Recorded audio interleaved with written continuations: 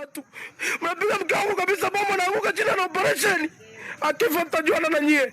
Polisi kanda maalum Tarime Rorya. Nasikitika sana kwa haya matendo mnayoyafanya. Jeshi la Tanzania, jeshi la polisi Tanzania, tunaumizwa sana kwa haya mnayoyafanya.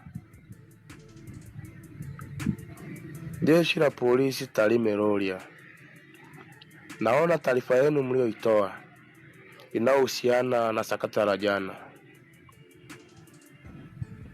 Mmekuwa wapotoshaji wakubwa sana, waongo sana. Hamwezi kusema kwamba mlifanya ukamataji wa kisheria na wa kikawaida kwa watu mliowakamata jana, na ikapelekea watu kutaka kufuatilia kwa kile mlichokifanya. Mimi nawajibu. Na hisi mwanzoni nishawaambia kwamba mimi siogopi kufa, niko tayari kufa, lakini nife kwa haki. Itakuwa dhambi mimi kufa kwenye kuuawa kwa ajili ya mke wa mtu, na itakuwa ni aibu kuuawa kwa sababu nimeiba cha mtu. Lakini nikifa kishujaa sio aibu. Kuna wanajeshi wa Tanzania walishawahi kufa nchini Kongo kwa ajili ya kulinda na kuleta amani nchini Kongo. Walikufa kishujaa. Inakuwaje mimi nikifa kwa ajili ya nchi yangu? Nina maumivu moyoni mlichonifanyia mimi kwenye familia yangu. Nina maumivu moyoni mlichonifanyia mimi kwenye familia yangu. Haikuwa kwenye fujo, haikuwa kwenye maandamano, hakuwa kwenye kundi la mabodaboda. Na mimi mwenyewe si bodaboda, na wala sikuwepo na wala sikuhusika. Napenda niwajibu hili. Hamwezi kuwa mnateka wa Tanzania, hamwezi kuwa mnaumiza wa Tanzania halafu mnapotosha. Ikumbukwe kwamba Tanzania kuna wimbi la utekaji. Mlipoenda kumteka Jumaidi, mlitegemea wananchi wafanye kitu gani? Takriban watu 10 na kitu sirali hii wamekamatwa na kupotea mpaka leo hii.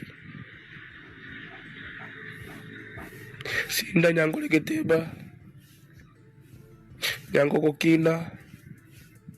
Juzi mmemchukua kijana mmoja anaitwa Kimasi na mwenzake. Na wengi sana.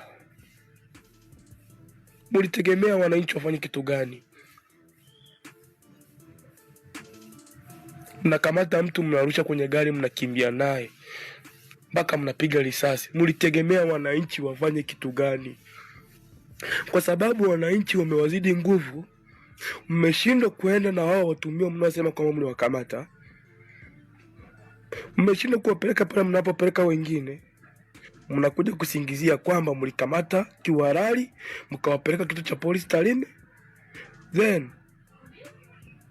bodaboda wakarudi kuja kufanya fujo.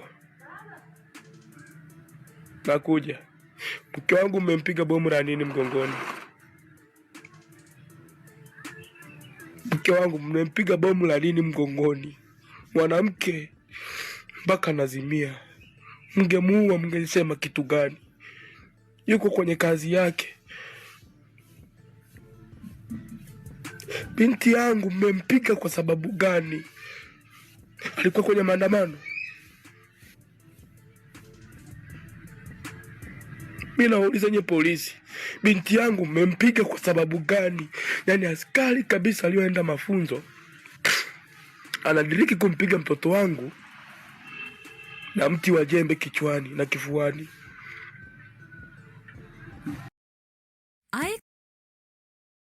iExcel is helping 15 million students succeed in math and language arts.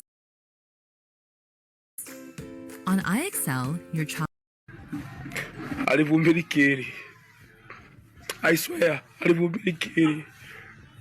Narudia, alivumilikiri polisi.